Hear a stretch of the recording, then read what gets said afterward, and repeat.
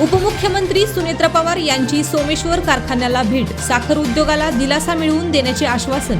साखर उद्योग सध्या आर्थिक अडचणींच्या भोवऱ्यात सापडला असून शेतकरी, कामगार आणि कारखान्यांचे हित लक्षात घेऊन राज्य व केंद्र सरकारच्या माध्यमातून मार्ग काढण्यासाठी प्रयत्न सुरू असल्याचे उपमुख्यमंत्री सुनेत्रा पवार यांनी सांगितले। सोमेश्वर सहकारी साखर कारखान्याच्या संचालक मंडळाशी झालेल्या चर्चेदरम्यान त्यांनी ही भूमिका स्पष्ट केली। बारामती तालुक्यातील सोमेश्वर नगर येथे शनिवारी सायंकाळी त्यांनी सोमेश्वर सहकारी साखर कारखान्याला भेट देत कारखान्याच्या सद्यस्थितीचा आढावा घेतला। आगामी निवडणुकीच्या पार्श्वभूमीवर ही भेट महत्त्वाची मानली जात असून कारखान्याच्या आर्थिक आणि तांत्रिक अडचणींबाबत सविस्तर चर्चा करण्यात आली। यावेळी कारखान्याच्या डिस्टिलरी प्रकल्पाचा विस्तार, बॉयलर उभारणी, उत्पादन खर्चातील वाढ तसेच साखरेच्या दरातील चढउतार यांसारख्या मुद्द्यांवर चर्चा झाली। साखर उद्योग टिकवण्यासाठी सरकारने ठोस धोरणात्मक निर्णय घेण्याची गरज असल्याचे मत उपस्थित पदाधिकाऱ्यांनी व्यक्त केले। कारखान्याचे अध्यक्ष पुरुषोत्तम जगताप यांनी साखरेच्या किमान विक्री मूल्यामध्ये वाढ करण्याची मागणी केली। सध्याच्या परिस्थितीत उत्पादन खर्च वाढला असून शेतकऱ्यांना योग्य दर देण्यासाठी केंद्र सरकारने MSP वाढवणे आवश्यक असल्याचे त्यांनी सांगितले।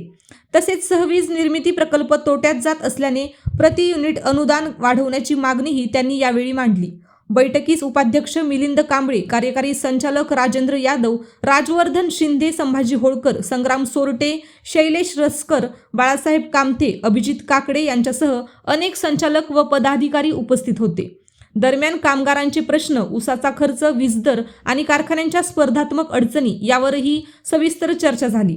साखर उद्योग हा ग्रामीण अर्थव्यवस्थेचा कणा आहे, त्यामुळे उद्योग अडचणीत येऊ नये यासाठी शासन सकारात्मक भूमिका घेईल, असे आश्वासन सुनेत्रा पवार यांनी दिले।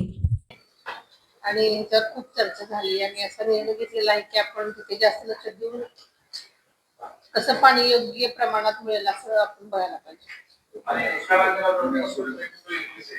आता परवाच भांडाभांडी करून त्यासाठी खूप म्हणजे कारण इंदापूर कारण इंदापूरची पण लोक तेवढीच मागे 1298 फेब्रुवारी